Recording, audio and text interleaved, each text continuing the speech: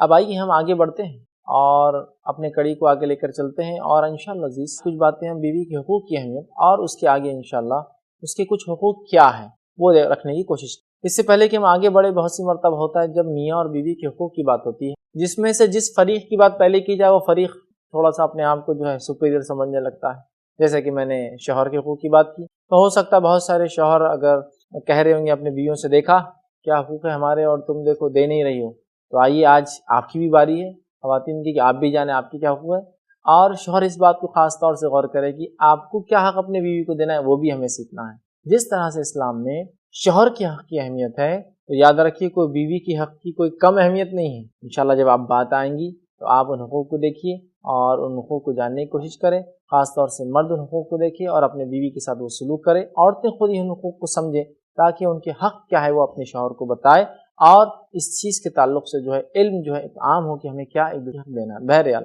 ہم آگے چلتے ہیں، اور بیوی کی جو حقوق اور اس کی اہمیت جو اسلام میں ہے، اس اہمیت کے اندر پہلا ہم دیکھتے ہیں کہ مرد اور عورت کے اسلام میں قانونی حقوق جو ہے برابر ہے۔ مرد اور عورت کی جو ہے اسلام میں قانونی حیثیت برابر ہے۔ مطلب یہ کہ حقوق میں کچھ حقوق اوپر نیچے ہے، لیکن جہاں قانونی حیثیت کا معاملہ آتا ہے مرد اور عورت کی قانونی اسلام میں برابر ہے۔ آئیے اس تعلق سے جو ہے جامع ترمذی کی روایت ہے، نبی اکرم صلی اللہ علیہ وسلم فرماتے ہیں، اور حدیث اس طرح سے ہے کہ آپ صلی اللہ علیہ وسلم فرمایا اور کہا کہ حجۃ الوداع میں آپ نے ایک خطبہ دیا، اور اس خطبے کے اندر آپ نے جو ہے واعظ کیا، اللہ کی حمد و ثنا کی، اور اس کے بعد دیکھیے اللہ کی حمد و ثنا کرنے کے بعد نبی اکرم صلی اللہ علیہ وسلم نے کچھ لوگوں کو نصیحتیں کی۔ ان نصیحت میں ایک نصیحت جو آتی ہے اس روایت میں، وہ نصیحت یہ ہے کہ آپ نے فرمایا اور کہا، لوگوں سنو،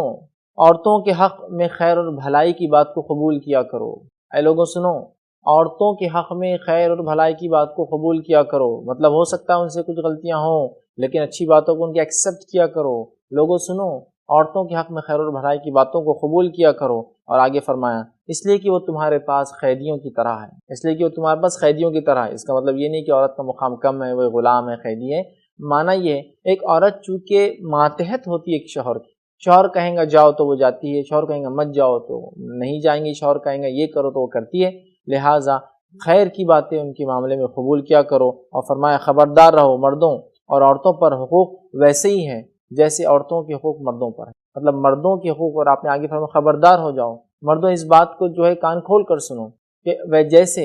تمہارے حق عورتوں پر ہے کہ عورت نے تمہیں کیا دینا چاہیے، ویسے ہی ان کے حق بھی تمہارے اوپر ہے۔ اور یہ بات کی آپ نے وضاحت کی، تو گویا مردوں کو نبی اکرم صلی اللہ علیہ وسلم نے ایک طرح سے اس بات کا کلیریفیکیشن دیا کہ تم صرف یہ نہ سمجھو کہ صرف تمہارے حق جو ہے عورتوں پر ہے، یاد رکھو عورتوں کے حق بھی ہے تمہارے اوپر ہے، اور ان کے حقوق کے تعلق سے خاص طور سے دھیان رکھا کرو۔ اور یاد رکھیے حجۃ الوداع میں جو خطبات نبی اکرم صلی اللہ علیہ وسلم نے، یہ خطبات ایک طرح سے امت کے لیے نصیحتیں ہیں، یاد رکھیے، اس لیے کہ تمام صحابہ تقریباً جو ایمان لائے تھے اس حج میں موجود تھے، اور آپ کا ان سے خطاب کرنا گویا ایک طرح کا ایک وصیت، ایک طرح کا ایسا کام، چونکہ آپ نے اس کے بعد کوئی حج نہیں کیا اور اتنی بڑی تعداد سے آپ نے خطاب بھی نہیں کیا، یہ وصیتیں تھیں، ان کو یاد رکھنا چاہیے، اور خاص طور سے آپ نے عورت کے تعلق سے تاکید کی، اس سے عورت کے حقوق کی اہمیت پتہ چلتی۔ اسی طرح عورت کے حق ادا کرنا مرد پر واجب ہے، یاد رکھیے، جیسا مرد کے حق ادا کرنا مطلب شوہر کے حق ادا کرنا عورت پر واجب ہے، اسی طرح بیوی کے حق ادا کرنا، وائف کے رائٹس دینا ہسبینڈ کے لیے کمپلسری ہے، اس کے لیے واجب ہے۔ ایک روایت میں آتا ہے کہ عورت کے حق ادا کرنا مرد پر جو ہے واجب ہے۔ حدیث جو ہے صحیح بخاری کی ہے، عبداللہ بن عمرو بن عاص رضی اللہ عنہ اس حدیث کے راوی ہیں، وہ فرماتے اور کہتے ہیں کہ ایک مرتبہ اللہ کے رسول صلی اللہ علیہ وسلم مجھ سے ملے اور وہ مسلسل روزے رکھتے اور راتوں میں نماز پڑھتے، تو آپ صلی اللہ علیہ وسلم نے فرمایا اور کہا کہ عبداللہ، مجھے بتایا گیا ہے کہ تم مسلسل روزے رکھتے ہو اور مسلسل رات میں قیام کرتے ہو، مطلب رات کی نمازیں پڑھتے ہو۔ تو عبداللہ بن عمرو بن عاص رضی اللہ عنہ، اللہ کے رسول، ہاں میں مسلسل روزے رکھتا ہوں، رات میں قیام کرتا ہوں۔ تب آپ صلی اللہ علیہ وسلم نے فرمایا کہ ایسا نہ کرو، کبھی روزہ رکھا کرو، کبھی نہ رکھا کرو، تمہاری آنکھوں کا بھی تم پر حق ہے، کبھی رات میں سویا کرو، کبھی قیام کیا کرو، اس لیے کہ تمہارے جسم کا تم پر حق ہے، تمہاری آنکھ کا تم پر حق ہے، اور تمہاری بیوی کا تم پر حق ہے۔ اور آپ نے فرمایا، اسے بخاری نے روایت کیا، دیکھیے اس روایت میں عبداللہ بن عمرو رضی اللہ عنہ جو ہے مسلسل روزے رکھ رہے ہیں، مسلسل نماز قائم کر رہے تھے، جس کی وجہ سے وہ اپنے بیوی کے حق ظاہر سی باتیں نہیں ادا کر پائیں گے، دن میں روزے، رات میں جو قیام کر رہے ہیں۔ تو آپ صلی اللہ علیہ وسلم نے فرمایا، اے عبداللہ ایسا نہ کیا کرو، اس لیے کہ روزہ رکھا کرو اور کبھی روزہ چھوڑ دیا کرو، مطلب کھایا کرو، کبھی رات میں نماز پڑھا کرو، کبھی بغیر نماز کی، مطلب رات کی نماز جو نفل ہے نہ پڑھا کرو، اس لیے کہ جسم کا بھی حق ہے، آنکھوں کا بھی حق ہے، اور فرمایا بیوی کا بھی تیرے حق ہے۔ اس لیے کہ ایک روایت میں آتا ہے ان کی بیوی نے آ کے آپ صلی اللہ علیہ وسلم سے گزارش کی تھی کہ امر جو ہے میرے پاس آتے ہی نہیں، سوتے ہی نہیں، اس لیے کہ دن میں روزے رکھتے، راتوں میں نمازیں پڑھتے ہیں۔ تب آپ نے ان کو تو اس سے پتہ چلا عورت کے حق ادا کرنا بھی واجب ہے، اور عورت کے جنسی حق ادا کرنا بھی مرد پر جو واجب ہے۔ اسی طرح عورت کے حقوق کی اہمیت جو پتہ چلتی ہے روایتوں سے، اس میں ایک حدیث یہ آتی ہے کہ عورت کے حق جو ادا نہیں کرے گا وہ ہلاکت کا باعث بنے گا۔ مطلب عورت کے حقوق نہ ادا کرنا ایک شخص کے لیے ہلاکت کا باعث بن سکتا ہے۔ صحیح مسلم کی روایت ہے، عبداللہ بن عمر رضی اللہ عنہ حدیث کے راوی فرماتے اور کہتے ہیں کہ رسول اکرم صلی اللہ علیہ وسلم نے فرمایا اور کہا، آدمی کو ہلاک کرنے کے لیے اتنا گناہ ہی کافی ہے کہ جس کا خرچ اس کے ذمہ دیا گیا ہے وہ خرچ نہ کرے۔ مطلب دیکھیے عورت کے حقوق نہ ادا کرنا ہلاکت کا باعث ہے، جو میں نے کہا آپ سے یہ حدیث دیکھیے کیا بتا رہی ہے کہ آدمی کے ذمہ جن کا خرچ ہے اگر وہ خرچ نہ دے تو یہ جو ہے خرچ نہ دینا اس کے لیے ہلاکت کے لیے کافی ہے۔ جب خرچ نہ دینا ہلاکت کے لیے کافی ہے تو دیگر حقوق اگر وہ عورت کے نہ دیں گا تو کتنا بڑا خسارہ اس کو اس دنیا میں، اور کتنا بڑا خسارہ یاد رکھے اس آدمی کو آخرت میں اٹھانا پڑے گا۔ حدیث واضح ہے، حدیث واضح ہے۔ تو گویا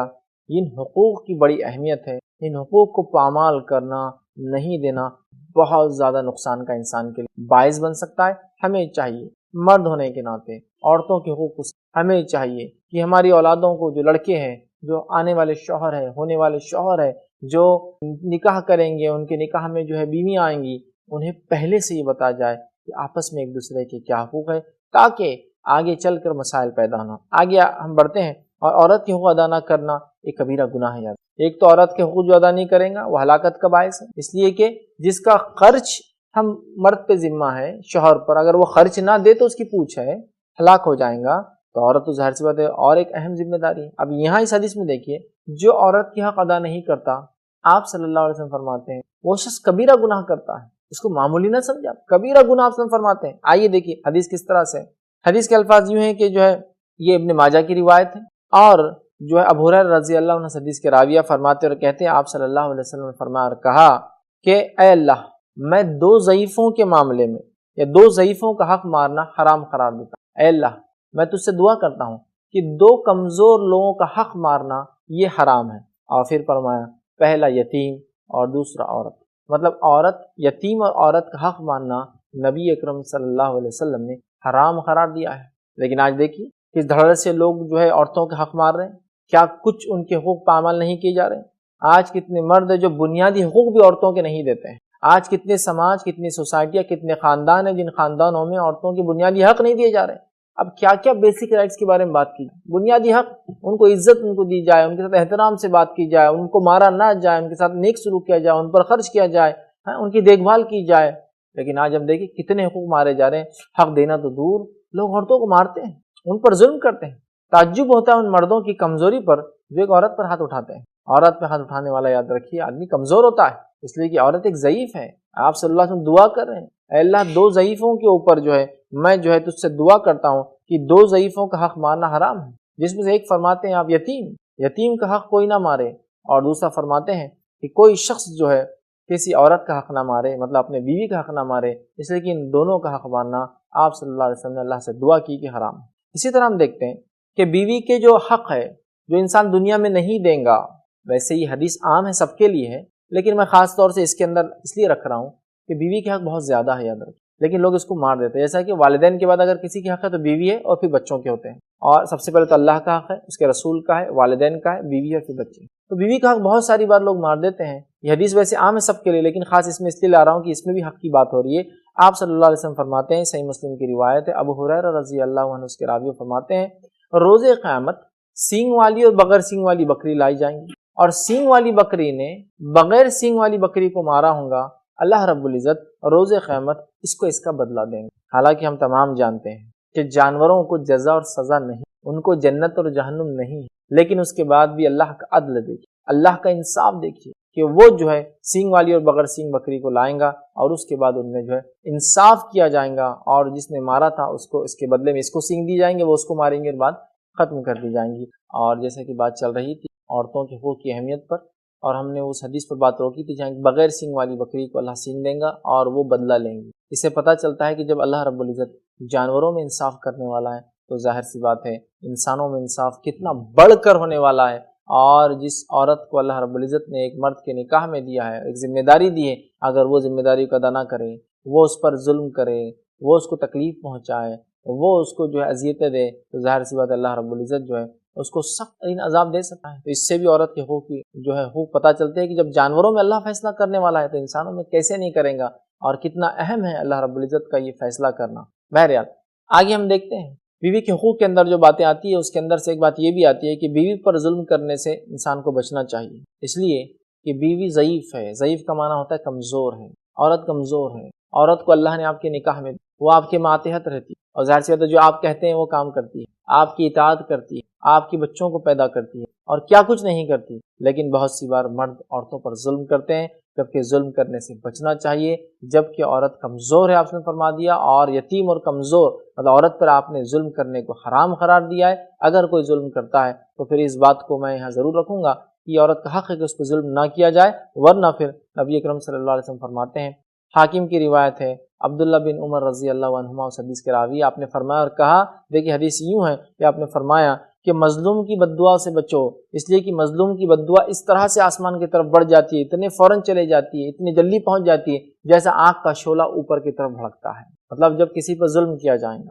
اور وہ اللہ سے دعا کرے گا تو اتنے جلدی اس مظلوم کی دعا اللہ قبول کر لیتا ہے، جیسے ایک آگ جلائے تو اس کا شعلہ کس طرح سے اوپر بڑھ جاتا ہے، آگ اوپر کی طرف جاتی ہے، اس طرح سے۔ اور ظاہر سی بات ہے عورتوں پر ہم دیکھتے ہیں بے جا ظلم آج اس حد تک ہے کہ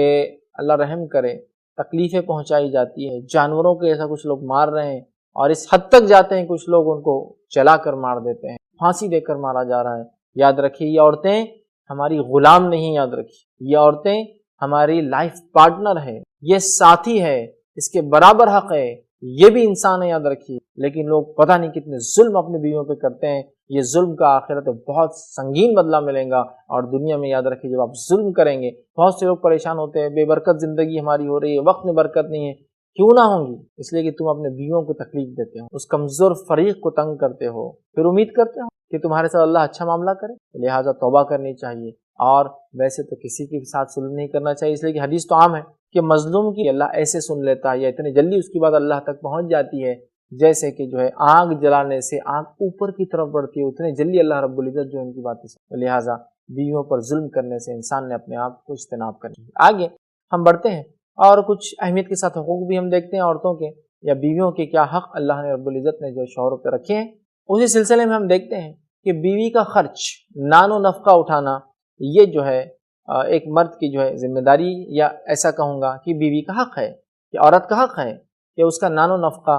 اس کا شوہر جو ہے برداشت کرے، اور جو ہے ایک بیوی کا جو حق ہے جو اسلام بتاتا وہ یہ ہے کہ اس کا شوہر اس کا نان و نفقہ جو ہے برداشت کرے، یہ اس کا یاد رکھیے حق ہے، اور مرد پر واجب ہے کہ وہ عورت پر جو ہے خرچ کرے۔ آئیے اس تعلق سے جو روایت آتی ہے وہ روایت اس طرح سے جو ابن ماجہ کی حدیث ہے، اور حکیم بن معاویہ کہتے ہیں کہ میرے والد نے اپنے والد سے روایت کرتے فرمایا کہ ایک آدمی نبی اکرم صلی اللہ علیہ وسلم کے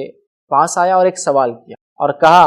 کہ بیویوں کا ہم پر کیا حق ہے، مطلب بیوی کا شوہر پر کیا حق ہے۔ بڑی اچھی حدیث۔ تو آپ صلی اللہ علیہ وسلم فرمایا اور کہا اور ارشاد فرمایا، جب تو کھائے تو اسے کھلائے۔ بیوی کا شوہر پر کیا حق ہے؟ اس کا نان و نفقہ جو میں کہہ رہا ہوں، تو آپ نے فرمایا جب تو کھائے، مطلب شوہر کھائے تو اسے بھی کھلائے۔ پھر آگے فرمایا اور کہا جب تو پہنے تو اسے بھی پہنائے، مطلب جب شوہر کوئی چیز کھائے، اچھی نعمتیں کھائے، کوئی چیز کھائے تو وہ بیوی کو بھی کھلانا چاہیے۔ اسی طرح اگر کوئی شوہر کپڑا خریدتا ہے، نئے چیز لیتا ہے، تو اسے چاہیے، چونکہ اب شوہر ارن کرتا ہے، کماتا ہے، لیکن بہت سے شوہر بیویوں کو نہیں دلانا چاہیے، تو کہا جب تو پہنے اسے بھی پہنائے۔ پھر آپ نے فرمایا اور کہا کہ اگر کبھی کچھ ہو جائے تو کبھی بھی اس کے چہرے پر نہ مارے، جو کھائے وہ کھلائے، جو پہنے وہ پہنائے، کچھ ہو جائے تو کبھی بھی جو ہے اس کے چہرے پہ نہ مارے۔ مانا کیا آپ نے چہرے پہ مارنے سے زیادہ کیا عورت کی؟ بہت سارے لوگ بنا کسی عذر کے، بہت سارے لوگ کبھی کبھار اپنے بیویوں پر ہاتھ اٹھاتے ہیں چھوٹی چھوٹی باتوں پر۔ آپ نے فرمایا ہاتھ نہیں اٹھانا، خاص طور سے چہرے پر تو کبھی نہیں مارنا چاہیے، لوگ چہرے پر ہی مارتے ہیں، چہرے پر نہ مارے، اور فرمایا کبھی گالی نہ دے۔ دیکھیے حقوق آ رہے ہیں، جو کھائے وہ کھلائے، جو پہنے وہ پہنائے، کبھی چہرے پر نہ مارے، ٹھیک ہے، کبھی چہرے پر نہ مارے۔ پھر آپ نے فرمایا کبھی گالی نہ دے۔ بہت سارے لوگ گالیاں دیتے ہیں، جبکہ ہم جانتے ہیں گالی دینا منافق کی علامت ہے۔ اپنی بیوی کو گالی دے رہے ہو، تمہارے بچوں کی ماں کو گالی دیتے ہو، تم کیسی تعجب کی بات ہے، ٹھیک۔ تو کہا گالی نہ دے، اور پھر پانچویں بات فرمائی اور کہا اگر بستر سے الگ کرنا ہے کسی ناراضگی کی وجہ سے تو اپنے گھر سے باہر نہیں نکالے. 5 باتیں بتائیں. اگر بستر سے الگ کرنے کی ضرورت ہے نصیحت کے لیے، تاکید کے لیے، سمجھانے کے لیے، تو کبھی بھی اس کو گھر سے الگ نہ کرے. بستر سے الگ کرنا الگ بات ہے، گھر سے نہ نکالے کہ چلے جاؤ اس گھر سے نکل کے. ٹھیک ہے. 5 حق بتا، جو کھائے وہ کھلائے، جو پہنے وہ پہنائے، چہرے پر کبھی نہ مارے، گالی نہ دے، اور گھر سے کبھی نہ نکالے. ہو سکتا ہے انبن ہو، لیکن یہ انبن وجہ نہ بنے گھر سے نکالنے کی، بلکہ اپنے گھر میں ہی رکھے، ناراضگی کا اظہار کرے، بستر الگ کر لے لیکن گھر سے نہ نکالے، اس لیے کہ یہ بیوی کا حق ہے اور اس حق کو دینے کی کوشش کرنی چاہیے. یاد رکھیے. اور یہ جو تمام باتیں بتائی گئی ہیں، ان تمام باتوں کو مرد خاص طور سے ذہن میں رکھے، اور خاص طور سے وہ باتیں، کھلانے پلانے کا معاملہ تو ماشاءاللہ لوگ کرتے ہیں، لیکن ویسے اس میں بھی کچھ لوگ کمزور ہوتے ہیں، لیکن خاص طور سے مارنے کا جو معاملہ ہے یا گالی دینے کا معاملہ ہے یا الگ کرنے کا، اس معاملے میں بڑی احتیاط کرے. اسی طرح عورت کے حق میں سے ایک حق یہ ہے جس کو بہت عام پامال کیا جا رہا ہے، بہت عام طور سے بس مار لیا جا رہا ہے یا اس کا غلط فائدہ اٹھایا جا رہا ہے، وہ یہ ہے کہ مہر اس کا حق ہے. اللہ رب العزت سورہ نساء سورہ نمبر 4 آیت 24 میں فرماتا ہے کہ عورتوں کا مہر تم پر فرض ہے دینا، عورتوں کا مہر فرض ہے. اس حق کو بھی، اس فریضے کو بھی ہم مار دیتے ہیں، اور مہر کے تعلق سے بہرحال کیا کچھ نہیں ہو رہا ہے، اور کیسے کیسے لوگ مہر کو آج ختم کر دے رہے ہیں، نہیں دے رہے ہیں، ظلم کر رہے ہیں، دبا دے رہے ہیں، یا جیسا مہر دینے کا حق ہے ویسا نہیں دے رہے ہیں. اور ہوتا تو یہ کہ مہر طلاق کے وقت دیا جا رہا ہے، مطلب طلاق اگر ہوتی ہے تو دیا جا رہا ہے، اور نہیں ہوتی ہے تو مرنے کے بعد اس بیوی کو لاتے ہیں جو بیوہ ہو چکی ہوتی ہے بیچاری، اور لا کر بولتے ہیں کہ اس کو معاف کر دے. وہ بھی سوچتی ہے کہ پوری زندگی جو نہیں دے پایا اب کیا مرنے کے بعد دیں گا، بیچاری معاف کر دیتی. ایسا معاف نہیں ہوتا مہر. یاد رکھیں. نبی اکرم صلی اللہ علیہ وسلم فرماتے ہیں، مسند احمد کی روایت ہے، جو شخص نکاح کرے اور مہر دینے کا ارادہ نہ ہو، کوئی نیت نہ ہو مہر دینے کی، بس ایسی دل میں باندھ دے چلو باندھو مہر، دینا کس کو ہے، باندھو مہر، دینا کس کو ہے. جو شخص مہر باندھے دل میں دینے کی نیت نہ ہو، اس نے زنا کیا، اس کا وہ عمل جو نکاح ہے، جو آدھا دین کہا گیا، وہ زنا میں تبدیل ہو جاتا. دیکھ رہے آپ نیت کے فرق سے کیا ہو جاتا ہے. تو مہر یہ حق ہے اس کا. آج مہر جیسا جو یہ حق ہے یہ بھی عورتوں کا مارا جاتا ہے. ویسے تو پہلے ہی کتنا کم دیا جاتا ہے، اور اس میں بھی پھر مار دیا جا رہا ہے، باندھا جا رہا ہے اور دیا نہیں جا رہا ہے. تو مہر تو کیش دینا چاہیے. کیش نہ ہونے کی شکل میں ادھار دیا جا سکتا ہے، اس میں کوئی حرج نہیں ہے، اجازت ہے، لیکن بہت مختصر وقت کے لیے، ایک آدھ سیلری ہونے تک، بینک کھلنے تک، اکاؤنٹ سے لانے تک. کسی کو ادھار دیا وہ آ جائیں گے تو دے دوں گا، لیکن اتنے لانگ ٹرم کے لیے بس رکھتے ہیں کہ موت تک اس کو بڑھا رہے ہیں. بہرحال یہ طریقہ درست نہیں ہے، اور یہ غلط بھی ہوگا. اور اگر نیت نہ ہو تو پھر تو میں نے بتا دیا. لہٰذا جس کا مہر باقی ہو اپنے بیوی پر فوراً ادا کر دے، کیونکہ یہ ان کا حق ہے. یاد رکھیے، رائٹ ہے، ان کا بیسک رائٹ ہے. بہرحال ہم آگے بڑھتے ہیں. اور جو حقوق اسلام نے دی اس میں سے ایک حق یہ ہے کہ والدین کے بعد سب سے زیادہ حسن سلوک کی محتاج بیوی ہوتی ہے. پہلے تو حقوق کے اندر اللہ کے اور اس کے رسول کے حق، والدین کے حق، بیوی اور بچوں کے حق. لیکن یاد رکھیے والدین کے بعد، مطلب دنیا میں جو آپسی حقوق ہے انسانوں کے، اس میں والدین کے حقوق کے بعد سب سے زیادہ حسن سلوک ایک انسان کو بیوی کے ساتھ کرنا. سب سے زیادہ حسن سلوک کی محتاج بیوی ہوتی ہے. یاد رکھیے، تو والدین کے بعد سب سے زیادہ حسن سلوک کی حقدار بیوی ہے. اس تعلق سے بہت ساری حدیثیں آتی ہیں، جیسے کہ جامع ترمذی کی ایک روایت ہے. نبی اکرم صلی اللہ علیہ وسلم فرماتے ہیں، ابو ہریرہ رضی اللہ عنہ حدیث کے راوی ہے کہ آپ صلی اللہ علیہ وسلم نے فرمایا اور کہا، ایمان کے لحاظ سے کامل ایمان والا انسان وہ ہے جو اخلاق میں سب سے اچھا ہو، اور آپ نے فرمایا اخلاق میں سب سے اچھا ہو، اور تم میں سب سے بہترین شخص وہ ہے جو اپنے بیویوں کے ساتھ سب سے بہتر ہو. ایمان میں کامل ایمان والا وہ ہے جس کے اخلاق سب سے اچھے ہو اور جس کا سلوک اپنے بیوی کے ساتھ سب سے اچھا ہو. اور ان میں بھی آپ نے فرمایا، اور ان میں بھی بہتر شخص وہ ہے، یا تم میں سے بہتر شخص وہ ہے جو اپنے بیوی کے ساتھ اچھا سلوک کرتا ہو. تو دیکھیے حسن سلوک کی بات آ گئی ہے اس حدیث کے اندر. حسن سلوک بڑی اہم چیز ہے. یاد، اور والدین کے بعد بیوی سب سے زیادہ مستحق ہے حسن سلوک کی، اس لیے کہ اچھا سلوک، اچھے اخلاق والا کامل ایمان والا ہے. حدیث میں آ گیا اچھے اخلاق والا، کامل ایمان والا. اور بیویوں سے حسن سلوک کرنے کے تعلق سے آپ نے خاص طور سے کہا کہ تم میں اچھا شخص وہ ہے جو بیویوں سے حسن سلوک کرتا ہے، اچھا سلوک کرتا ہے، اچھا ویوہار کرتا ہے، اچھا برتاؤ کرتا ہے. اب اچھائی میں کیا آ سکتا ہے؟ میں سمجھتا ہوں ہر چیز بتانے کی ضرورت نہیں. جو کچھ اچھا معروف، اچھا مانا جاتا ہے، جو کچھ حسن میں آتا ہے، اچھے سلوک میں آتا ہے، سب شامل. اچھی بات کرے، اچھا کھلائے، اچھا پہنائے، اچھا اڑائے، کبھی نہ مارے، کبھی تکلیف نہ پہنچائے بیجا. بہرحال بہت ساری چیزیں اس میں شامل ہیں. تو بہرحال ہمیں چاہیے کہ ان بیویوں کے حقوق کو ہم دینے کی کوشش کریں. بہت سارے لوگ ہوتے ہیں جو بیویوں سے حسن سلوک نہیں کرتے، برا برتاؤ کرتے ہیں، اچھا نہیں کہلاتے ہیں، تکلیف پہنچاتے ہیں، اذیت دیتے ہیں، اور اس پر ایک ظلم، یہ تمام کی بات کہتے ہیں کہ اپنے باپ سے پیسہ لے کر آؤں، یہ بھی بہت عام ہو چکا ہے۔ کیسی عجیب بات ہے کہ جو شریعت یہ کہہ رہی ہے کہ اس کو دو، اس کا کھانا پلانا تمہارے ذمے ہے، اور ایک مرد جس کو خوام کہا چونکہ وہ کما کر لاتا ہے، وہ کہہ رہا ہے اپنی بیوی سے اپنے باپ کے پاس سے لاؤ۔ میں کہتا ہوں بہت سارے ایسے شوہر ہوتے ہیں جو اپنے بیوی کو اے ٹی ایم مشین سمجھ لیتے ہیں، پھر شادی کر لیا، بس جاؤ باپ کے گھر، یہ لاؤ، جاؤ باپ کے گھر، وہ لاؤ، جاؤ یہ کرو، پیسہ لاؤ۔ یاد رکھیے حسن سلوک آپ کو ان سے حسن سلوک کرنا ہے، نہ کہ آپ ان سے حسن سلوک کی کو گمان کریں کہ تمہارے والد کے پاس سے فلاں لاؤ، تمہارے گھر سے فلاں لاؤ۔ تو لہٰذا ہمیں چاہیے کہ جو بھی حسن سلوک ہو سکتا ہے، جو بھی بیسٹ پاسبل وے میں ہو سکتا ہے، ہم اپنی بیویوں کے ساتھ اچھا سلوک کریں، اور ایک مرد، ایک شوہر، ایک ہسبینڈ اپنے وائف کے ساتھ ایک اچھا سلوک کرے، تاکہ وہ دنیا میں بھی کامیاب ہو، اور اللہ رب العزت کے پاس جب جائے تو وہ اس نے پورے حقوق ادا کیے ہو، اس لیے کہ حق کے تعلق سے روز قیامت سوال ہونے والا ہے، روز قیامت پوچھا جائے گا کیا کیا ہم نے حقوق کے تعلق سے۔ تو لہٰذا ہم سب کوشش کریں کہ ایک دوسرے کے ہم حق ادا کریں۔ بہرحال ایک روایت آتی ہے جو صحیح مسلم کی حدیث ہے، اور ابو ہریرہ رضی اللہ عنہ حدیث کے راوی فرماتے ہیں اور کہتے ہیں، نبی اکرم صلی اللہ علیہ وسلم نے فرمایا اور کہا،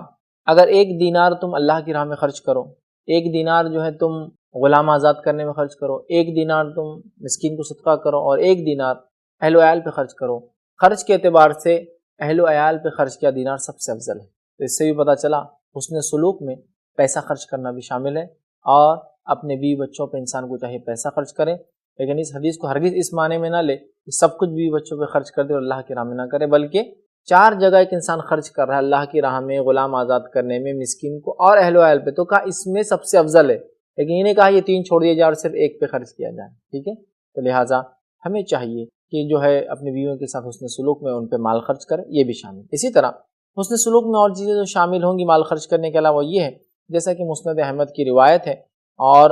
عمرو بن امیہ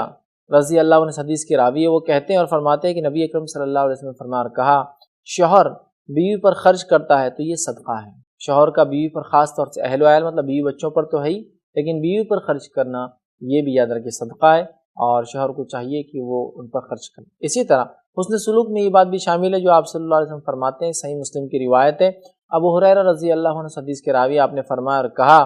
کہ رسول اکرم صلی اللہ علیہ وسلم نے فرمایا کہ کوئی مومن شخص کسی مومن عورت سے بدگمانی نہ کرے، اس لیے کہ تم ان کی کوئی ایک چیز ناپسند کرتے ہو تو دوسری ان میں اچھی صفتیں بھی ہیں جن کو تم پسند کرتے ہو۔ تو گویا یہاں آپ صلی اللہ علیہ وسلم بیان کر رہے ہیں حسن سلوک میں کہ کوئی مومن دوسری مومن عورتیں سے، مطلب اپنی مومن بیوی سے جو ہے نفرت نہ کرے، بدگمانی نہ کرے، اگر اس میں کوئی برائی ہے تو اس میں دوسری اچھائیاں بھی تو ہیں، مطلب ایک برائی کی بنیاد پر اگر بیوی سے انسان ناراض ہے، شوہر ناراض ہے، تو ظاہر سی بات ہے اس میں کئی خوبیاں بھی تو ہیں، ان خوبیوں کو بھی دیکھیں، اور خوبی اور برائی ملا کر کمپیر کیا جاتا ہے، یہ نہیں کہ صرف آپ خامیاں دیکھیں گے، خوبیوں کو بھی تو دیکھیں۔ جہاں ایک بیوی تھوڑا بات زیادہ کرتی ہے تو وہیں کام بھی تو زیادہ کرتی ہے آپ کے، جہاں ایک بیوی جس کا حسن سلوک آپ کے ساتھ نہیں ہے لیکن اس سے اللہ نے آپ کو نیک اولاد عطا فرما دی، بہت ساری چیزیں ہوتی ہے، جہاں ایک چیز آپ کو ناپسند ہے دوسری چیز میں اچھی بھی تو ہے۔ تو لہٰذا کوئی مومن اپنی بیوی سے بدگمانی نہ کرے، ایک چیز پسند ہے اور اگر وہ ناپسند کرتا ہے ایک چیز تو ظاہر سی بات ہے کئی چیزیں ایسی بھی ہے اس عورت کے اندر جو اس کو پسند آتی ہے، اس چیز کا خیال رکھے اور اس سے حسن سلوک جاری رکھے۔ اسی طرح صحیح بخاری کی روایت ہے، نبی اکرم صلی اللہ علیہ وسلم نے فرمایا اور کہا، کوئی آدمی اپنی بیوی کو لونڈی کی طرح نہ مارے، مطلب بیوی کو مارنے سے منع کیا گیا، اور فرمایا اور پھر رات میں اس سے ہم بستری کرے، مطلب کہ ایک سلوک یہ ہے کہ بیوی کو جانوروں جیسا سلوک کیا جا رہا ہے، جیسا غلاموں کو مارا جاتا ہے ایسا مارا جا رہا ہے، اور دوسری طرف رات میں تم اس سے محبت بھی کرتے ہو، کیسے دو الگ عمل ہے نا، ایک طرف ظلم دوسری طرف محبت۔ تو کہا کوئی شخص اپنی بیوی کو لونڈی کی طرح نہ مارے اور پھر رات میں ہم بستری کرے، مطلب صبح تو تم ظلم کرتے ہو اور رات میں محبت جتاتے ہو، یہ کون سا عمل ہے؟ بہت سارے لوگ اس طرح سے وحشانہ یا جانوروں جیسا سلوک جو ہے اپنی بیویوں کے ساتھ کرتے ہیں، ان پہ ظلم کرتے ہیں، مارتے ہیں، اذیت دیتے ہیں، تکلیف دیتے ہیں، یہ درست نہیں، اور پھر انہی سے ہم بستری، مطلب پھر محبت بھی کرتے ہیں ان سے، ادھر ظلم بھی کیا جا رہا ہے، یہ دو چیزیں کیسے ایک ساتھ ہو سکتی ہیں؟ اس کو سمجھنے کی ضرورت ہے۔ تو حسن سلوک نہیں ہے کہ بیوی کے ساتھ اچھا برتاؤ کیا جائے، اسے تکلیف جسمانی نہ پہنچے۔ اسی طرح بیوی کے حق میں ایک حق یہ بھی ہے کہ اس کے جنسی حقوق ادا کیے جائے، اس کی جنسی خواہشات کو پورا کیا جائے۔ کوئی ایسا آدمی نہ ہو کہ جو نکاح کر لے اور نکاح کے بعد جو ہے بس پھر رہبانیت اختیار کر لے۔ آئیے اسلام نے اس سے منع کیا، اور جنسی خواہشات کو بیوی کی پورے کرنا یہ حق ہے۔ آپ صلی اللہ علیہ وسلم سے ایک روایت آتی ہے، صحیح بخاری کی حدیث ہے، اور سعید بن مسیب رحمۃ اللہ علیہ فرماتے ہیں کہ انہوں نے سعد بن ابی وقاص رضی اللہ عنہ کو کہتے ہوئے سنا کہ اگر عثمان بن مظعون رضی اللہ عنہ جب اللہ کے رسول کے پاس ایک مرتبہ گئے تھے اور کہا اللہ کے رسول مجھے نکاح نہ کرنے کی اجازت دے دیجیے کہ میں نکاح نہ کروں. تو اگر اللہ کے رسول صلی اللہ علیہ وسلم ان کو یہ اجازت دے دیتے تو ہم لوگ ہم صحابہ دین میں آگے بڑھنے کے لیے، اور نکاح کرنے سے ظاہر سی بات ہے انسان کو بہت ساری مشکلیں آتی ہے نا، نکاح نہ ہو تو آسانی زندگی گزارتا ہے. تو وہ کہتے ہیں کہ اگر آپ سے اجازت دے دیتے کہ تم نکاح نہ کرو، پھر ہم لوگ کچھ نہ کچھ کر کے جو ہے اپنے آپ کو جو ہے ایسا کر لیتے کہ جس سے ہمارے نکاح کی ہم کو ضرورت ہی محسوس نہ ہو اور ہم شادی نہ کرتے. مطلب یہ ہے اس حدیث کا کہ بیوی کے حق بھی اہم ہیں. اس لیے نبی اکرم صلی اللہ علیہ وسلم نے عثمان بن مظعون رضی اللہ عنہ جو آئے تھے اور کہا اللہ کے رسول مجھے اب شادی نہ کرنے کی اجازت دے دیجیے تاکہ میں دین پر چلوں. آپ نے کہا ہرگز نہیں. اگر اللہ کے رسول یہ کر دیتے تو جو ہے سعد بن وقاص رضی اللہ عنہ فرماتے پھر ہم لوگ کچھ نہ کچھ کر کے جو ہے اپنے آپ کو جو ہے ایسا کر لیتے کہ جس سے ہمارے نکاح کی ہم کو ضرورت ہی محسوس نہ ہو اور زندگی اچھے سے گزر جائے. سمجھ رہے ہیں بات کو؟ تو بیوی کے حق بڑے اہم ہیں اور اس کو ادا کرنا ضروری ہے. جنسی حقوق کو خاص طور سے بیوی کے ادا کرنا اسلام میں ضروری ہے. اسی طرح جو ہے بیوی کو قرآن و حدیث کی تعلیم دینا اور اللہ کا ڈر کی تاکید کرنا یہ ایک مرد کے لیے ضروری ہے. بہت اہم ہے، یاد رکھیے. یہ چیز ہم سمجھ نہیں پاتے کہ بیوی کے لیے جو ہے کہ بیوی کو اور بچوں کو انسان جو ہے کتاب و سنت کی تاکید کرتے رہے، انہیں اچھائی کا حکم دیتے رہے، ان کو تعلیم و تربیت دے. یہ معاملہ ہم بھول جاتے ہیں. آئیے یہ حق کے تعلق سے آپ صلی اللہ علیہ وسلم فرماتے ہیں، یہ مسند احمد کی روایت ہے اور یہ ضروری یاد رکھیے کہ یہ حق دیا جائے. آپ صلی اللہ علیہ وسلم فرماتے ہیں اور کہتے ہیں، جو معاذ بن جبل رضی اللہ عنہ حدیث کے راوی ہے، یہ مسند احمد کی روایت. آپ نے فرمایا اور کہا کہ اپنی استطاعت کے مطابق اپنے اہل و عیال پہ خرچ کرو، انہیں تعلیم دے دو اور تعلیم دینے کے لیے چھڑی سے جو بے نیازی اختیار نہ کرو تو اور انہیں اللہ کا ڈر کی تاکید کرتے رہو. اس حدیث میں جو باتیں بتائی گئی دیکھیے وہ کیا کیا ہے. آپ صلی اللہ علیہ وسلم فرمایا اور کہا کہ سب سے پہلے اپنے بیویوں کو، اپنے بچوں کو جو ہے ان کو جو ہے نیکی کی تاکید کرو اور استطاعت کے مطابق ان پہ خرچ کرو، انہیں نیکی کی تاکید کرتے رہو، انہیں تعلیم دو، ان کو تربیت دو اور ان کو اللہ کا ڈر سے. یہاں اہل و عیال کا، اور اہل میں بیوی اور عیال میں بچے. اہل و عیال کو تاکید کرنا ہے تقوی کی، نیکی کی طرف بلانا ہے، تعلیم اور تربیت دینا یہ مرد کا ذمہ ہے. بہرحال بہت سارے آج ہم دیکھتے ہیں ایسے شوہر ہے جو اپنے بیویوں کو تعلیم و تربیت کا کوئی نظم نہیں رکھتے، انہیں دین سکھانے کا کوئی نظم نہیں ہوتا ہے، جبکہ یہ واجب اور ضروری ہے. اس تعلق سے آئیے علی بن ابی طالب رضی اللہ عنہ فرماتے ہیں، یہ حاکم کی روایت ہے، اور حضرت علی بن ابی طالب رضی اللہ عنہ جو ہے اللہ تعالیٰ کے اس قول کے بارے میں جو سورہ جو ہے تحریم سورہ نمبر 66 اور آیت نمبر 6 میں اللہ نے فرمایا یا ایھا الذین آمنوا قوا انفسکم واہلیکم نارا وقودها الناس والحجارہ علیہا ملائکۃ غلاظ شداد لا یعصون اللہ ما امرهم ویفعلون ما یؤمرون. اس کے تعلق سے فرماتے کہ اے وہ لوگوں جو ایمان لائے ہو، بچاؤ اپنے آپ کو اور اپنے اہل و عیال بیوی بچوں کو جہنم کی آنکھ سے، جس کا ایندھن انسان اور پتھر ہے اور جس پر ایسے سخت فرشتے تعینات کر دیے گئے ہیں جو اللہ انہیں حکم دیتا ہے اس حکم کو وہ کر گزرتے ہیں اور کبھی اللہ تعالیٰ کی نافرمانی نہیں کرتے. تو اس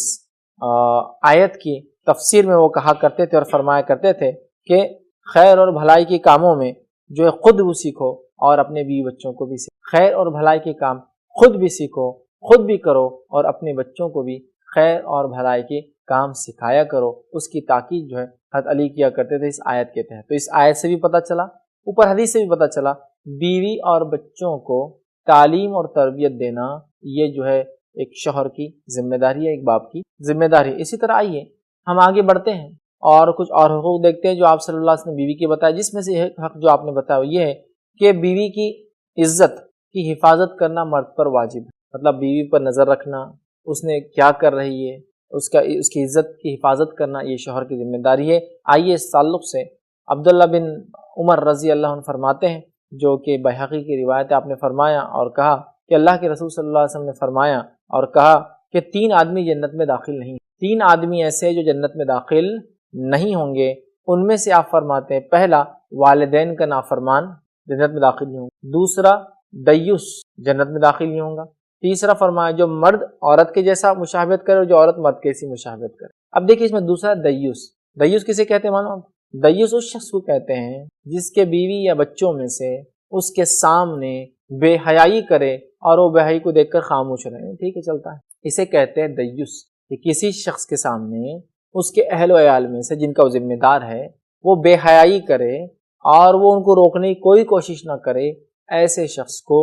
دیوس کہا جاتا ہے. تو گویا بیوی کی جو عزت کی حفاظت ایک مرد پر واجب ہے، مطلب اگر اسے لگ رہا ہے کہ اس کی بیوی ایسے کام کر رہی ہے جو کہ بے حیائی والے کام ہیں، جیسا کہ آج ہم بہت سے لوگوں کو دیکھتے ہیں کہ شوہر ہے اور بیوی ان کے سامنے بے پردہ ہے، آدھا لباس پہنی ہوئی ہے، پتلا اور تنگ لباس ہے، چست ہے، جسم نظر آ رہا ہے، لیکن پھر بھی خاموش دیوس، جبکہ یہ حق ہے کہ شوہر تاکید کرے بیوی کو کہ دیکھو ایسی عورتیں جو ایسے کپڑے پہنیں گی جنت میں نہیں جائیں گی، حدیث میں آتا۔ تو کیا ہم چاہتے ہیں کہ ہم جنت میں جائیں اور ہمارے بیویاں جہنم میں چلے؟ نہیں، تو پھر اپنے بیوی کو بھی تاکید کی، بیوی کو بھی بتائیے، بیوی کو بھی سمجھایا جائے کہ دیکھو یہ تمام چیزیں غلط ہیں، یہ کام درست نہیں ہے، ورنہ وہ مرد جو ہے وہ دیوس ہوتا ہے جس کے سامنے اس کے گھر والے برائی کرے اور وہ اس برائی کو دیکھ کر خاموش رہتا ہے، کچھ کہتا نہیں ہے، ایسے شخص کو عربی زبان میں دیوس کہتے ہیں۔ تو ہمیں ان کاموں سے بچنا چاہیے اور ہمیں چاہیے کہ ہم اپنے اہل و عیال کو اچھائی کی تاکید کریں، تعلیم کی تاکید کریں، تربیت دیں، خرچ کریں اور تمام وہ باتیں جو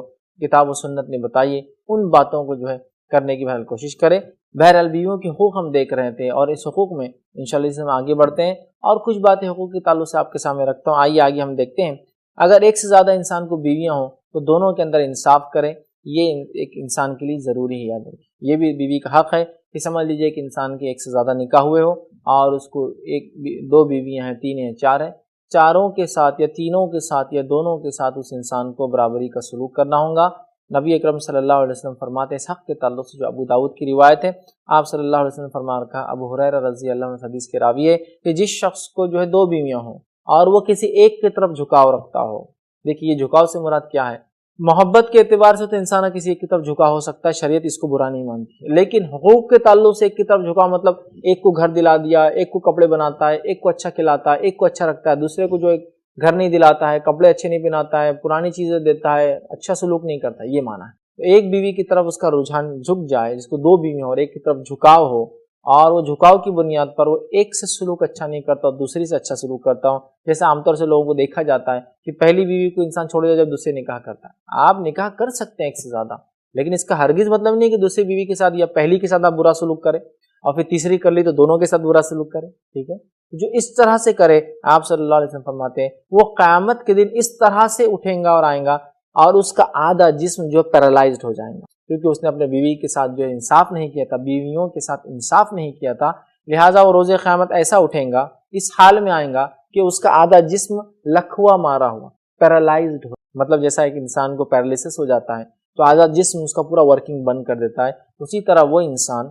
جس کو ایک سے زیادہ بیویاں ہوں، دو بیویاں ہوں اور وہ ان سے ناانصافی کرے، وہ ایسے اٹھیں گا روز قیامت کہ آدھا جسم اس کا پیرالائزڈ ہوں، بیکار ہو چکا ہوں گا، ہوا مار چکا ہوں گا، لکھوا کھایا جیسا انسان ہوتا ہے اس طرح سے اٹھ کر آئیں گا۔ تو لہٰذا جن لوگوں کی ایک سے زیادہ بیویاں ہیں ان لوگوں کو اس معاملے میں بہت احتیاط کرنا چاہیے اور اپنے دونوں بیویوں یا اس سے زائد ہو تو برابری، انصاف یہ دنیاوی اعتبار سے، محبت ایک الگ چیز ہے، اس کو تو ہم ایگزیکٹ نہیں بانٹ سکتے، لیکن دنیاوی اعتبار سے جو ایک کو کھلائے وہ دوسرے کو کھلائے، جو ایک کو پہنا ہے وہ دوسری کو پہنا، جہاں ایک کو رہنے کو دے اسی قسم کا، اسی سٹینڈرڈ کا دوسری کے لیے دے، یا پھر دونوں اگر ساتھ رہتے ہو تو جو اس کو کھلا رہا ہے اس کو بھی کھلائے، یہ نہیں کہ اس کے روم میں آپ الگ کھا رہے ہیں اس کو الگ کھلا رہے ہیں۔ بہرحال دونوں کے لیے برابری کا سلوک کریں، اچھا سلوک کریں۔ اسی طرح جو ہے یہ تھے کچھ حقوق بہرحال شوہر کے، اب وہ کچھ حقوق ایسے جو مشترکہ ہے، کامن حقوق ہے، مطلب وہ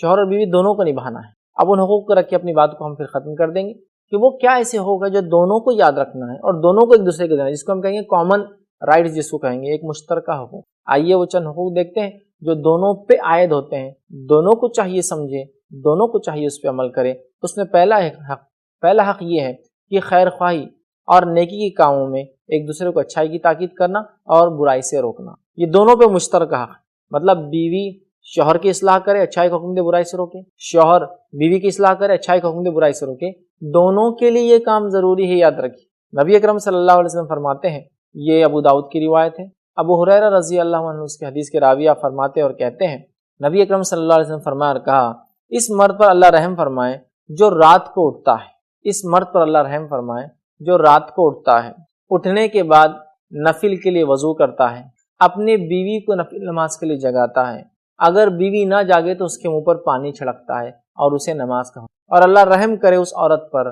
جو رات کو نفل کے لیے اٹھتی ہے، مطلب تہجد کے لیے اٹھتی ہے، اٹھنے کے بعد وضو کرتی ہے، اپنے شوہر کو نماز کے لیے اٹھاتی ہے، اگر وہ نہیں اٹھتا تو اس کے منہ پر پانی کی کچھ چھینٹیں مارتی ہے تاکہ ان چھینٹوں کی وجہ سے اٹھ جائے۔ تو گویا دیکھیے اس حدیث میں دونوں ایک دوسرے کے لیے اچھائی کا حکم دے رہے ہیں، کہ شوہر رات میں اٹھے خود نفل پڑھے، بیوی رات میں اٹھے خود نفل پڑھے، خود وضو کرے، شوہر کو بھی جگائے، شوہر بیوی کو جگائے۔ مطلب دیکھیے اچھائی کے کاموں میں دونوں کو ایک دوسرے کو حکم دینا ہے اور برائی کے کاموں سے دونوں کو ایک دوسرے کو روکنا ہے۔ اس لیے کہ یہ دو فریق ہیں، میاں اور بیوی جو ہے یہ دو پارٹنرز ہیں، اور ان دو کے بغیر یاد رکھیے گاڑی چل نہیں سکتی۔ اگر کوئی ایک گاڑی کو دو ٹائر ہو اور ایک خراب ہو جائے تو کیا امید کرتے ہو گاڑی چلیں گے؟ تو لہٰذا اچھائی کا حکم دینے میں شوہر بیوی کو حکم دے گا اور برائی سے روکنے میں شوہر بیوی کو روکے گا۔ اچھائی کا حکم دینے میں بیوی بھی آگے بڑھ کے شوہر کو اچھائی کا حکم دیں گی۔ اسی طرح جو ہے اگر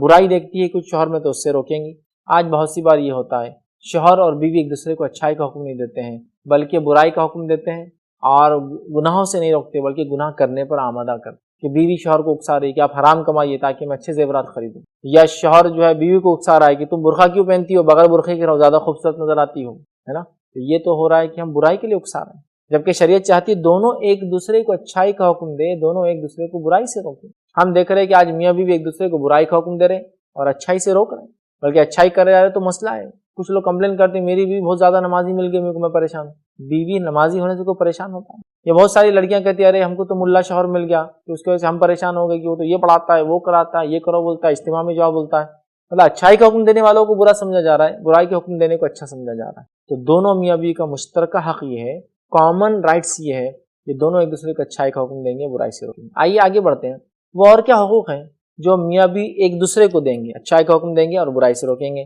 اس میں سیکنڈ یہ ہے کہ ازواجی زندگی کے راز ایک دوسرے کے فاش نہیں، یہ کامن رائٹس یاد رکھیے دونوں۔ اس معاملے میں بڑی کمی نظر آتی ہے، وہ کیا ہے؟ دیکھیے نبی اکرم صلی اللہ علیہ وسلم فرماتے ہیں، صحیح مسلم کی روایت ہے، ابو سعید خدری رضی اللہ عنہ حدیث کے راوی، آپ فرماتے اور کہتے ہیں کہ اللہ کے رسول نے فرمایا، آپ نے فرمایا اور کہا کہ قیامت کے دن اللہ کے نزدیک سب سے برا انسان وہ ہوگا، سب سے برا شخص وہ ہوگا جو اپنی بیوی کے پاس جائے اور پھر وہ بات جو بیوی کے پاس جانے کے بعد جو باتیں ہوئی وہ لوگوں میں بتائے۔ قیامت کے دن سب سے برا شخص وہ ہوگا جو اپنے بیوی کے پاس جائے اور بیوی کے پاس جانے کے بعد بیوی کے ساتھ جو عمل کیا وہ راز دوسروں میں فاش کرے، مطلب دوسروں کو بتائے۔ یہ حرام ہے اسلام۔ اب ہم دیکھتے ہیں بہت سارے لوگ جو ہے آپس میں رہتے ہیں، میاں بیوی کے پاس جاتا ہے، بیوی میاں کے پاس جاتی ہے، اور شوہر ان باتوں کو دوستوں سے ڈسکس کرتا ہے، بیوی ان باتوں کو سہیلیوں سے ڈسکس کرتی ہے۔ یہ حرام ہے، یہ حرام ہے۔ یہ مشترکہ رائٹس، کامن جو رائٹس ہے اس کا وائلیشن ہے کہ کوئی ایک دوسرے کے راز فاش نہیں کرے گا۔ یہ بہت سنگین جرم ہے۔ قیامت کے نزدیک وہ آدمی، وہ مرد یا وہ عورت، سب سے برے کے لفظ ہیں، سب سے برا ہوں گا اللہ کے نزدیک، سب سے بدترین انسان اللہ کے نزدیک روز قیامت وہ ہے جو مرد بیوی کے پاس جائے اور آنے کے بعد بیوی کے ساتھ جو راز فاش کرے۔ اب عورت کا لفظ کیوں نہیں ہے اس کے حدیث میں؟ اس لیے کہ عورتیں عموماً حیا میں زیادہ ہوتی ہیں، وہ یہ باتیں نہیں کہتی، لیکن آج کے دور میں تو معاملہ یہ باتیں بہت عام کی جا رہی کہ کیا ہوا، جیسے کہ ایک انسان کا نکاح ہوا اور اس رات کیا ہوا سب پوچھ رہے ہیں، یہ بھی تو شامل ہے نا، چاہے پہلی بار ہو چاہے زندگی میں کبھی بھی ہو، یہ راز ہے۔ تو لہٰذا یہ کامن ہے، اور میاں بیوی کی یہ راز ایک دوسرے کے باہر کسی کے ساتھ ڈسکس کرنا کسی بھی قسم سے یاد رکھیے یہ ایک سنگین جرم ہے، یہ گناہ کا کام ہے، اور یہ وائلیشن آف رائٹس، مطلب جو ایک دوسرے کے حقوق اسلام نے دیے ان حقوق کی پامالی بھی ہے۔ جیسے کہ چلن میں ہمارے پاس کے لوگ اس چیز کو ڈسکس کرتے ہیں، اس چیز کو پوچھا جاتا ہے، یا بہت ساری عورتیں اپنی ساسیں یا دیگر عورتیں گھر کی بہوؤں سے پوچھتی ہے کہ کیا ہوا رات میں فلاں نکاح ہوا تو، یا پھر بہت سارے لوگ دوست احباب رشتہ دار جو ہے لوگوں سے پوچھتے ہیں کہ کیا ہوا رات میں فلاں ہوا تو، یا پھر ہمارے پاس ایک اور چلن ہے کہ لوگ ولیمے کو تب تک حلال نہیں مانتے جب تک کہ رات میں ہم بستر نہیں ہو، اور لوگ پوچھتے بھی ہے کہ کیا ہوا رات میں۔ اب اگر وہ مرد یہ کہتا ہے رات میں فلاں ہوا تو وہ تو اس حدیث کے تحت آ گیا کہ سب سے برا مرد نوجوان وہ ہے جو اپنے بیوی کے پاس جائے، جا کے آنے کے بعد وہ راز دوسروں میں فاش کرے۔ اب آئیے اور کیا ایسے حقوق جو مشترکہ ہے، کامن ہے، اس میں آئیے ہم آگے بڑھتے ہیں، اور اپنے اپنے دائرے کار میں جو ذمہ داری اللہ نے مرد کو دی اور عورت کو دی، دونوں کو ان سرکلز میں، ان دائروں میں، ان بارڈرز میں، ان لمٹس میں رہ کر اپنے اپنے حقوق کی ادائیگی کرنا ہے۔ اس تعلق سے جو ہے صحیح بخاری کی روایت ہے، آپ صلی اللہ علیہ وسلم نے فرمایا اور کہا، عبداللہ بن عمر رضی اللہ عنہما اس حدیث کے راوی فرماتے اور کہتے ہیں کہ نبی اکرم صلی اللہ علیہ وسلم نے فرمایا اور کہا کہ تم میں سے ہر شخص ذمہ دار ہے اور اس سے اس کی ذمہ داری کی پوچھ ہونے والی ہے، اور مرد جو گھر کا ذمہ دار ہے اس سے اس کی بیوی اور بچوں کی پوچھ ہونے والی ہے، اور پھر فرمایا عورت جو گھر کی ذمہ دار ہے اس سے شوہر کے بچوں کی اور شوہر کے رشتہ دار کی پوچھ ہونے والی ہے۔ اس حدیث کے اندر یہ بات واضح ہے، مرد کا ایک دائرہ ہے، ایک لمٹ ہے، ایک ایریا آف ورکنگ ہے، اس سے پوچھ ہے بیوی اور بچوں کی۔ عورت کا ایک دائرہ ہے، ایک لمٹ ہے، بچوں کی اور شوہر کے رشتہ داروں کی بہت سی عورتیں یہ سمجھتی کہ ہمارے لیے سے تو قیامت دن کوئی پوچھ نہیں، ہماری دنیا میں کوئی ذمہ داری نہیں، آپ کی بھی ذمہ داری۔ حدیث کے الفاظ دیکھیے، عورت سے پوچھوں گی شوہر کے بچوں کے بارے میں اور رشتہ داروں کے بارے میں، تو لہٰذا عورت بھی جو اس کو دائرہ اسلام نے دیا اس دائرے میں رہ کر اپنا کام کرے، شوہر بھی جو دائرہ اسلام نے اسے دیا اس دائرے میں رہ کر وہ بھی کام کرے، دونوں کو اپنے اپنے دائروں میں رہ کر جو مشترکہ رائٹس ہیں، کامن رائٹس تھے وہ میں نے رکھے، اس میں دونوں کو اپنے اپنے دائرے میں رہ کر جو حق اللہ نے دیے ان حقوق کو ادا کرنا ہے۔ مرد اپنے ذمہ داری کے اعتبار سے، عورت اپنی ذمہ داری کے اعتبار سے ان حقوق کو جو ہے ادا کرے، ورنہ یاد رکھیے حقوق اگر ادا نہیں ہوں گے تو روز قیامت اس کی پوچھ ہونے والی ہے۔ اس لیے کہ سورہ عصر میں اللہ نے کہا وَتَوَاصَوْا بِالْحَقِّ وَتَوَاصَوْا بِالصَّبْرِ، جو لوگ جہنم سے نجات پائیں گے ان کی 4 صفتوں میں سے ایک صفت وَتَوَاصَوْا بِالْحَقِّ ہے، ایک دوسرے کی حقوق دیتے ہیں، یہ معنی یاد رکھیے۔ تو یہ کچھ حقوق تھے جو میں نے پہلے شوہر کے حقوق کی اہمیت، پھر اس کے حقوق، پھر بیوی کے حقوق کی اہمیت اور پھر اس کے حقوق میں نے رکھنے کی جو کوشش کی، اور آخر میں نے کچھ مشترکہ کامن جو ایک دوسرے کے حقوق ہے وہ رکھنے کی کوشش کی۔ امید کرتا ہوں کہ باتیں آپ کی سمجھ میں آئی ہوں گی، اور امید کرتا ہوں کہ اصل مقصد ان باتوں کے بتانے کا جو تھا آپ نے سمجھا ہوگا، وہ یہ ہے کہ اس کو زندگی میں لائے، اپنی زندگیوں کو بدلے، اپنی زندگیوں کو کتاب و سنت کے مطابق ڈھالے، تاکہ ہمارے گھر مثالی گھر ہو، تاکہ ہمارے گھروں میں امن اور سکون ہو، اور جو حق ہم نے دیے جب تک حق برابر نہیں دیے جائیں گے یہ امن و سکون حاصل نہیں ہو سکتا ہے۔ تو لہٰذا ان حقوق کو ہم پامال نہ کریں، ضائع نہ کریں، بلکہ جو حقوق اللہ نے باندھے ہوئے دے، تاکہ ایک امن و امان والا بہترین گھر ہمارا بنے، جس سے ہمارے اولاد کی بہترین تربیت ہو سکے۔ یہ کچھ حقوق تھے، اسی پر ہم اپنی بات کو ختم کریں گے، آپ سے الوداع کہیں گے، اور جو ہے یہ کڑی جو حقوق کی بہرحال یہ یہاں جو مرد اور عورت حقوق یہاں ختم ہوتی ہے، اسی کے ساتھ آپ سے ہم الوداع لیں گے، اور پھر انشاءاللہ آپ سے ملاقات ہوں گی۔ السلام علیکم ورحمۃ اللہ وبرکاتہ، وآخر دعوانا ان الحمد للہ رب العالمین، سبحان ربک رب العزۃ عما یصفون، وسلام علی المرسلین، والحمد للہ رب العالمین۔